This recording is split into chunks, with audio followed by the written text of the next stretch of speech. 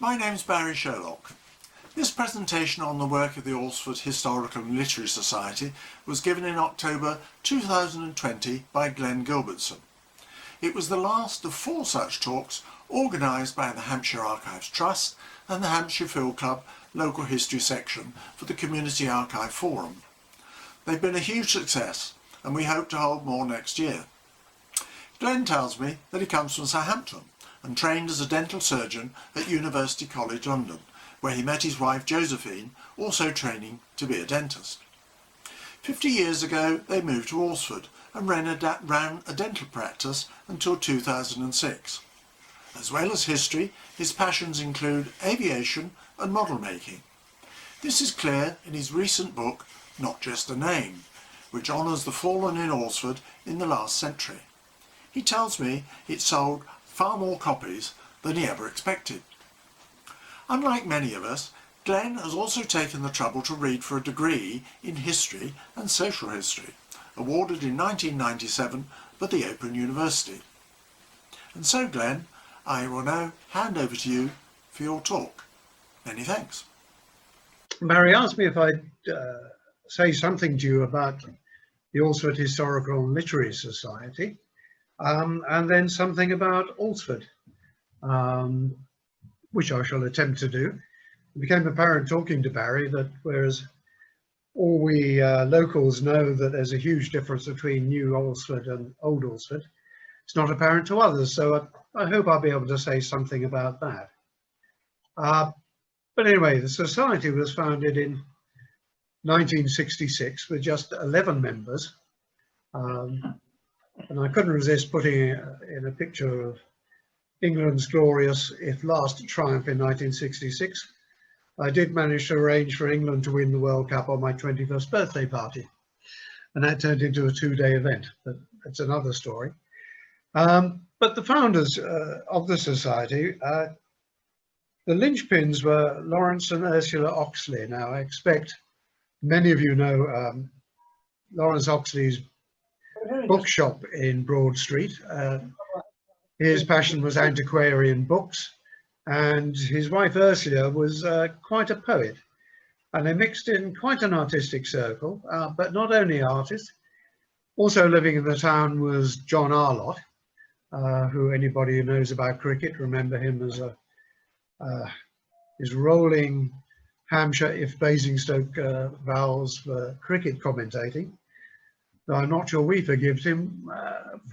We moved to Alresford in 1970 and thought, well, we'd better get the local paper and find out what's going on. And in the middle, there was a half-page diatribe from John Arlott saying how Alresford was going to the dogs because of all the incomers. Well, never mind. And the other linchpin was John Adams, who was an ex-lieutenant commander in the Royal Navy and survived being torpedoed. And he was a tower of organisation. But they got things started, and they had a big circle of friends and they got to talk, and it has gone on ever since. Now, every society has a mission statement. So this is what we have printed in our cards and online, but it's really to have meetings but encourage people to know more about local history and literature. We don't confine ourselves to local history.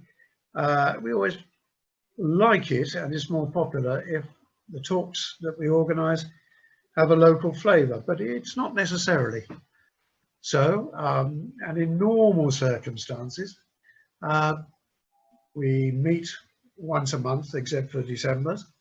We have been meeting in the Methodist Church in Alresford because we outgrew the halls. We're getting up to about 100 at our meetings. But of course, like everybody else, after a couple of months, what we had planned went belly up. But I thought I'd put our programme for you to see the sort of mixture that we organise. I expect, like most societies, we have a bit of a problem getting good speakers for the literary side. If we were prepared to be the Military History Society, we could get a good speaker every month with no trouble. General history, not so bad, but good speakers on literature or allied subjects, a bit thin on the ground, especially for the paltry sum we're prepared to pay. But nonetheless, we were going to hear about Conan Doyle. At our AGM, we like to have something amusing at our AGM. We always distribute everything and insist everything is taken as read. My record for an AGM was to have it all done and dusted in 7.5 minutes. Last one was 10, so we failed there. But we're lucky that one of our members, Graham Lumb, he has made a great study of political cartoons of the past and is very knowledgeable. So it was going to be on Gilray. We were going to know about street life in 18th century Winchester. John Miller, one of our members, he used to run the Winchester Festival, and he's got an address book to die for, but he knew John Gielgud and was going to talk about him. Brian Tippett was a professor at Winchester University. He was going to talk about Yeats, and then we were going to have a talk, not local at all, but power by design, about how Hitler dictated his brand, about how propaganda can seep between us. And the last talk was going to be on two Henrys, Bishops of Blois and Beaufort, and what they did to Winchester Cathedral. And in between that, we were going to have our annual dinner in October, but I'll talk about that later. But now, like you, Zoom has come to our rescue.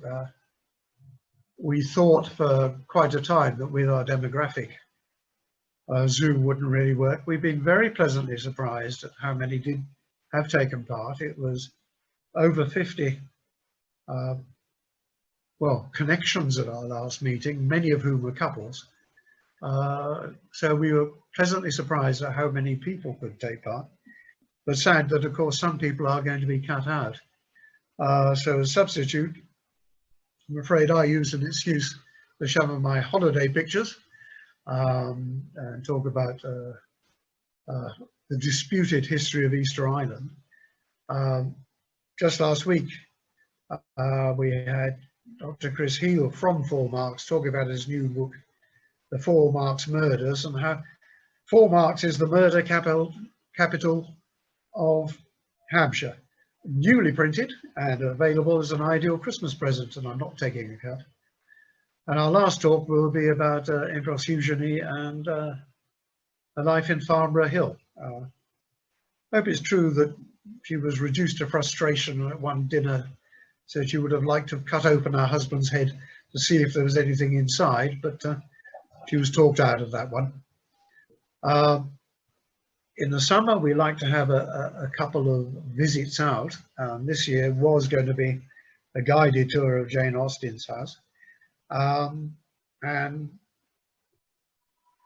what that fell a bit flat and we couldn't do was this was the 400th anniversary of the Mayflower, which sailed from Deptford, called in at Southampton, which was meant to have been its last stop to collect supplies and pick up last passengers. So there was going to be quite a celebration in Southampton, and we were going to have a guided walk around the associated properties. And of course, she only went into Plymouth because she was with another ship called the Speedwell, which was sinking. So we all from Southampton insist it should be the Southampton Rock the other side. But frankly, I think most of England was quite happy to get rid of headbanging Puritans, but I probably just offended a few people. But in the past, we've had many successful visits. I just put up some pictures. We went to Whitchurch. We had a very interesting guided tour of Basing House. Interesting, if anybody hasn't been, though there are guide boards, you get so much more with a guide. If you haven't organised a tour, I do warmly recommend it. The history is fascinating, but because it was so thoroughly trashed in the Civil War, the remnants aren't that descriptive on their own. And also we went to Silchester in the pouring rain. And again, it was fascinating to have a guide. We've been to the D-Day Museum, we've had lots of visits. So we hope next year we may be able to do things, but without a vaccine, we can't see things getting back to normal before Easter. Don't know how you feel. Our guest of honour was meant to have been Kevin Ashman, Winchester super egghead. So maybe we'll get him to come next year. In the past, we've been very lucky. Early guests reflected the founders' circle. And one prince was George Gilbertson, who was Why are you playing away? a playwright. He might have been foreign. His brother, sorry to get my aviation bit in, Eugene Gilbertson was famous to have made the highest interception in the Second World War. Specially stripped Spitfire. They managed to get one hit on a very high-flying reconnaissance aircraft, which, although it didn't destroy the aircraft, the Germans high-altitude reconnaissance. Managed to, we had Lord Denning, William Douglas Hume. I don't know if people know, he was the brother of Alec Douglas Hume, court-martialed in '44. He was, I believe he had the MC, he was a tank commander. They had surrounded Le Havre, but the commandant of Le Havre was refusing either to surrender or to let the civilians out. British Army was ordered to attack, and Douglas Hume said that he considered it an illegal order. There was no point in taking Le Havre, and it would only have civilian casualties.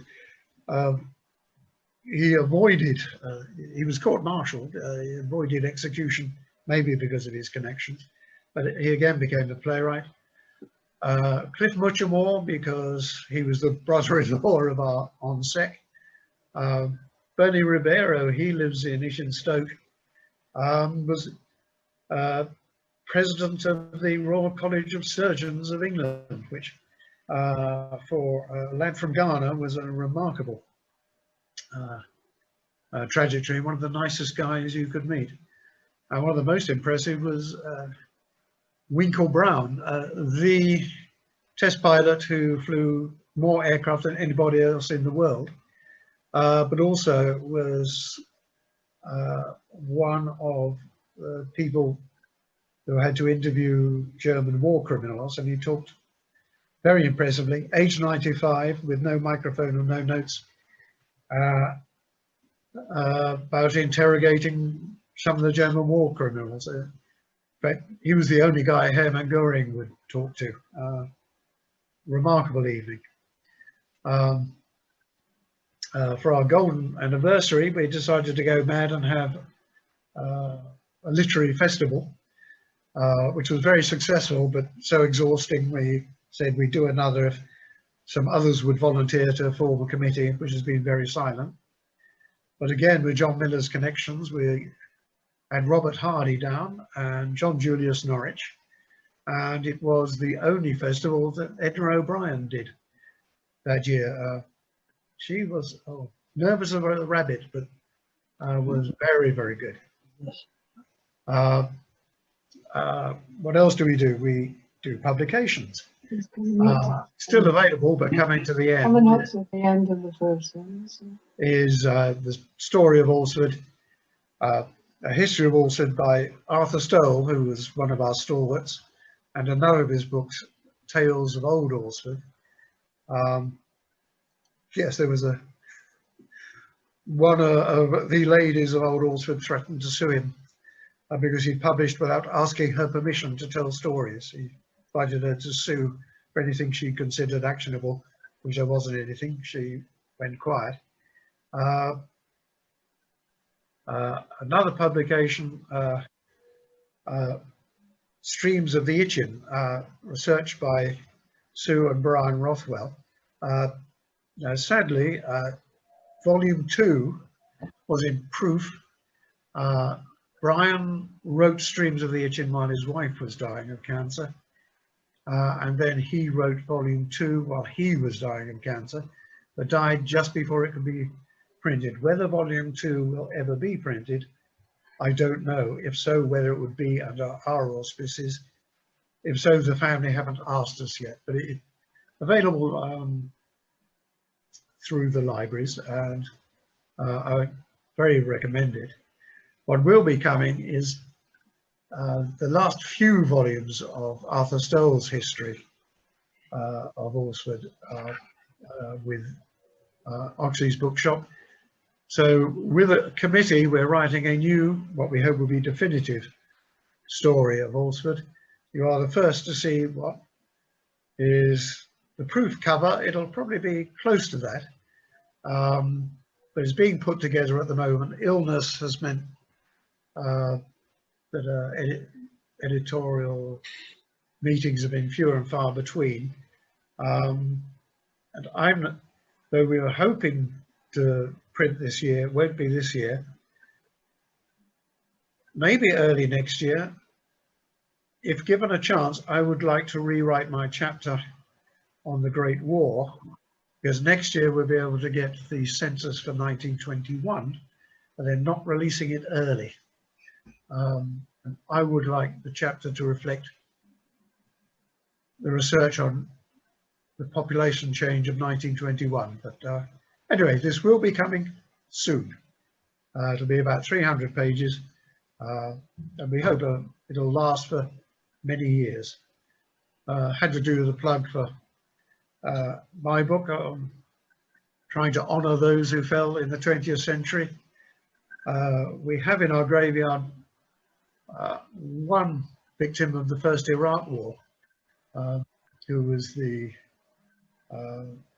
navigator of a tornado, which was sadly taken out by an American Patriot missile because they couldn't tell the difference between a returning tornado and an incoming Scud.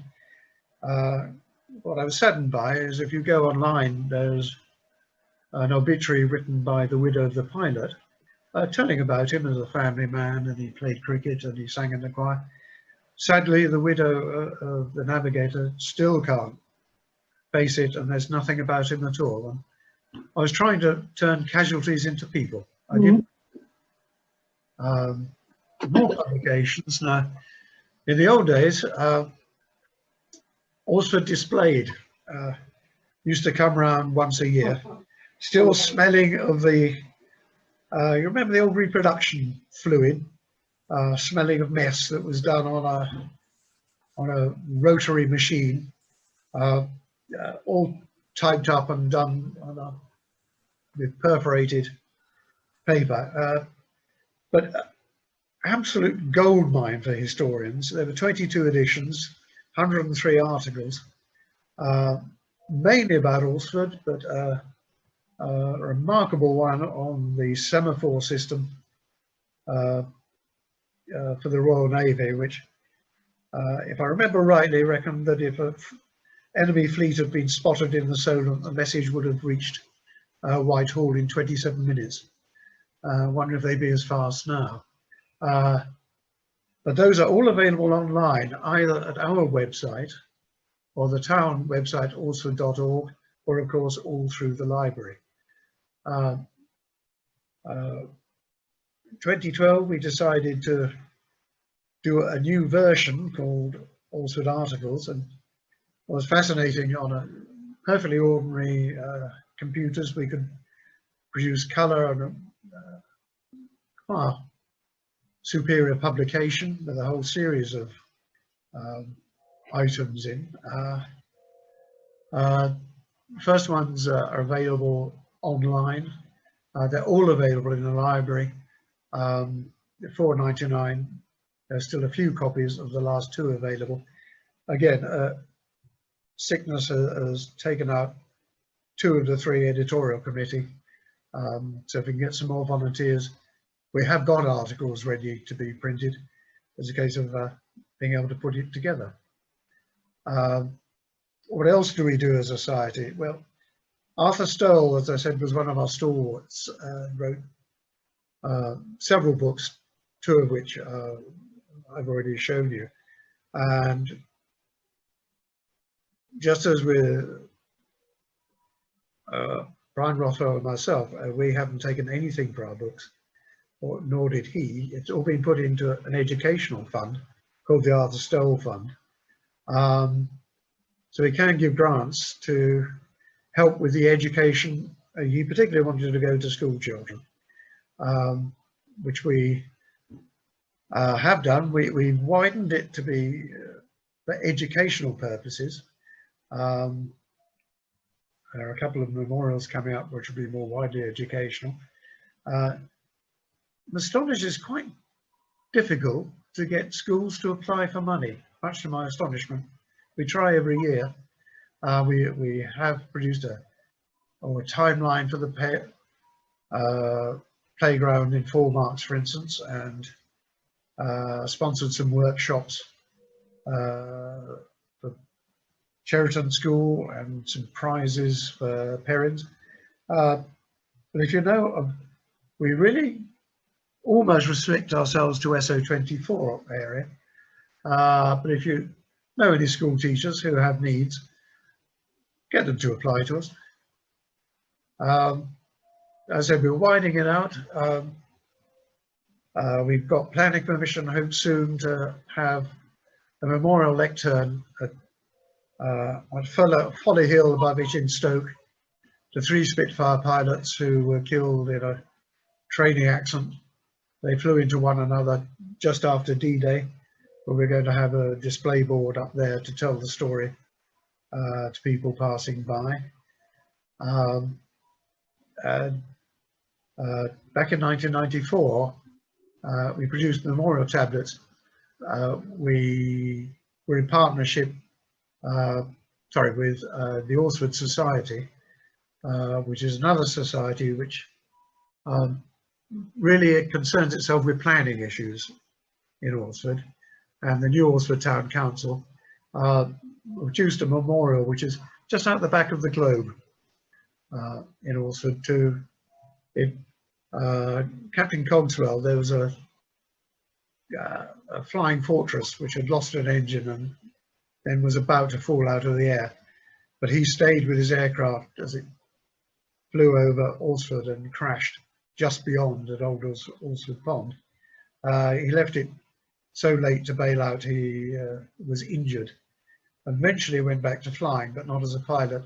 Was eventually killed in what was called Black Thursday in the Korean War. But the memorial is now in a bad state. Don't know who thought it was a good idea to put timber into waterlogged soil. But we're planning, again in the same partnership, to produce a memorial lectern, and I've designed a memorial board, but we're hoping that will be next year. So that said something about what we do as a society, and I know you're interested in source materials, so some other sources. Alresford.org is the website about Alresford. It's not exactly the same as the town council, but it has a lot of history and a lot about Alresford. It's the first stop if you want to know about things in Alresford. Alresford Heritage, which is online. Godfrey Andrews has collected an enormous amount of old pictures of Alresford. He is the place to go to if you want old pictures of Alresford and the surrounding areas. If you want to use them in print, he's generally perfectly amenable. What you get online is a reduced resolution with a big copyright C over it. Ask politely and he'll send you a full resolution picture. If it's for commercial purposes, you can discuss. But he is the place to go to for old pictures of Alresford and the surrounding area. We've now got an Alresford museum, which will open occasionally. And they again have a website with some photographs and some material. I'll leave it at that. Including a fire engine, similar to what Alresford had. I won't go into the provenance because that will produce a dispute. But that's where the museum is, in the old fire station, which after much argy-bargy, the bailiff and burgesses of New Alresford erected. It's now partially let to a picture framer and partially a museum. And this is an old picture, thank you Godfrey Andrews, of the old fire engine and its horses. And that's the delivery of the display one. And how things change. Alresford has always run on volunteer firemen. And until the 1980s, if the air raid siren sounded, everybody knew there would be people on bicycles and running and cars dashing down the main streets to the fire station for the firemen. But some incomers complained about the noise, and now it's all done on bleepers or by text, so nobody knows to look out for them, but it's still all volunteer. Another website is Alresford Memories, which has collected a lot of local, literally local memories of local residents. Some very interesting personal stuff. So that's worth looking for online. Yes, if you Google Alresford Memories, also as one word, then it will come up. Other sources, before Arthur Stoll, you can still get this history of Alresford based on a 1774 manuscript, was written by Canon Robertson, who was the rector at the time.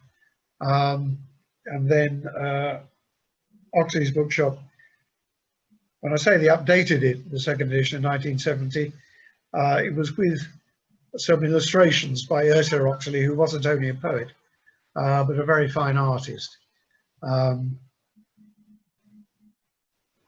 It's a reason why it stops in 1937 still. You can now dispute some of the history, but can't you always?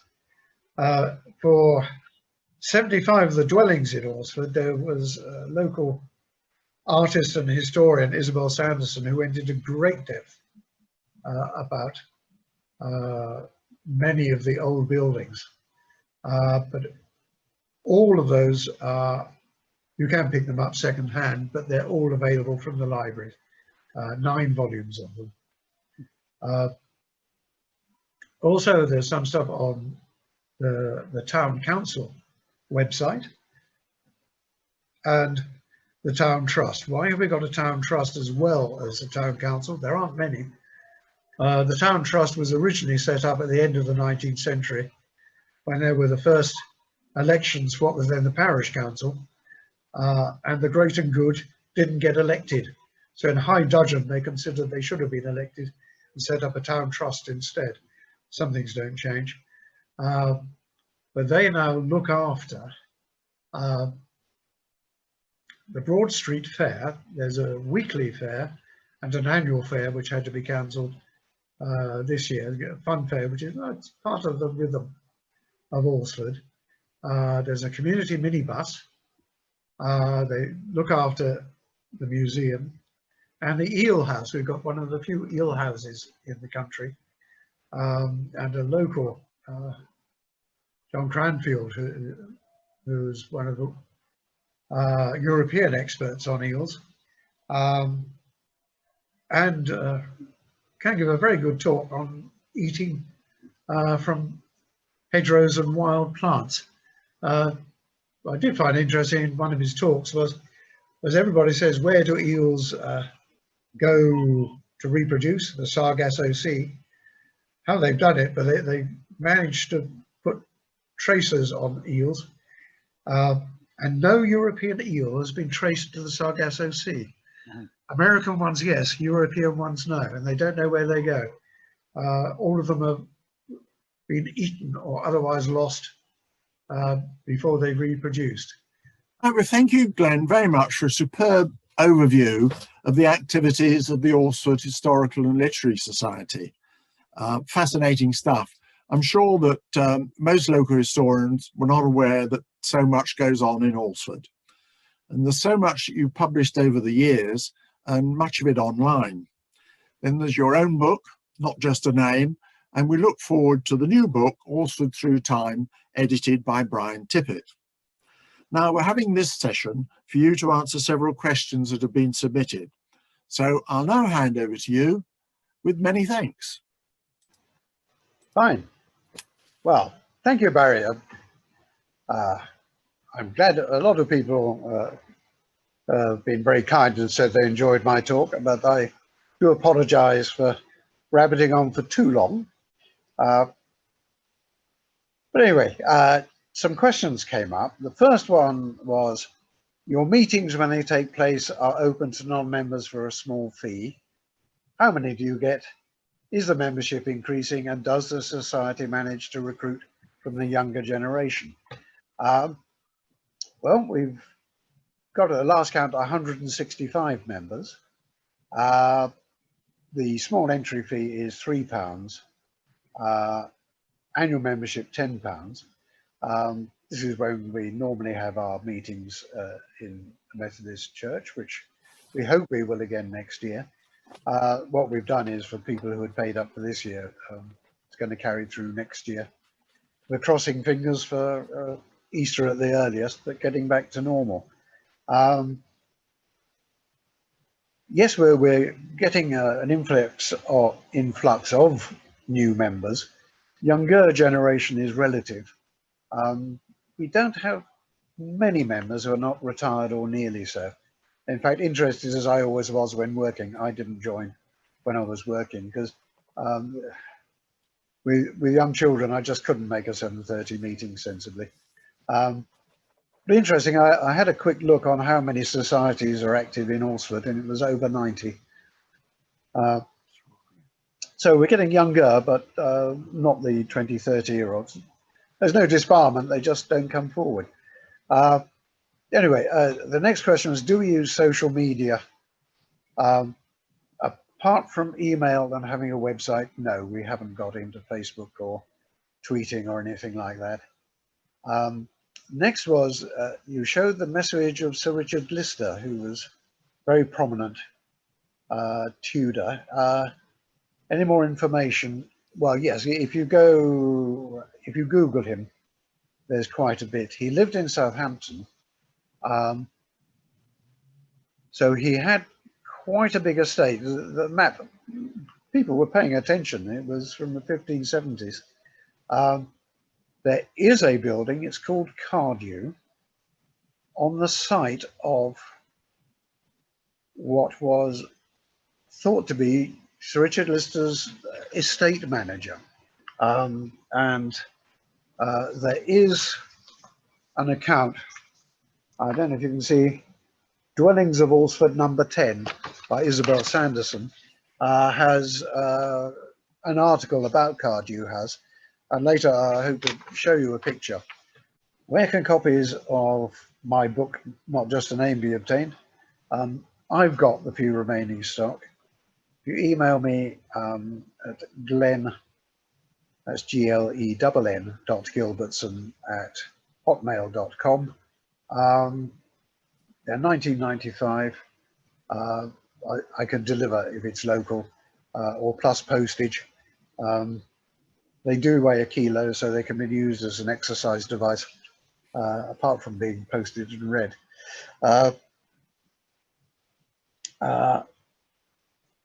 Next question was about Arthur Lipscomb of Alresford in the 17th century, who owned a few properties around. I'm sorry, I've asked around, and none of our members know any more about him at all. So I'm sorry, can't help on that one. Could I say a little more about Arthur Stoll and his publications?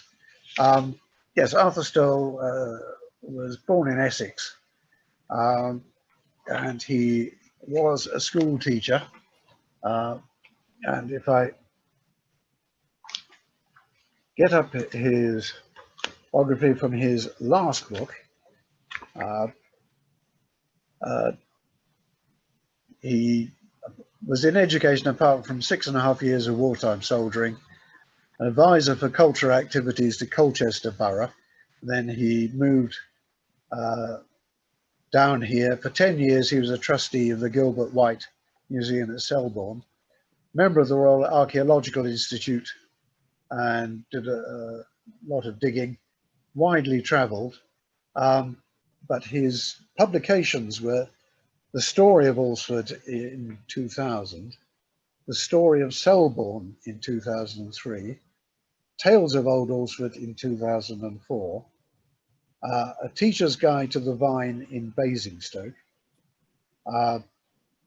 Plagues and Priests 2008, which is a little booklet about religion in the 16th and 17th century in Alresford and Bishop Sutton, and his last, which was Bishop Sutton, History of a Hampshire Village, all available from the library.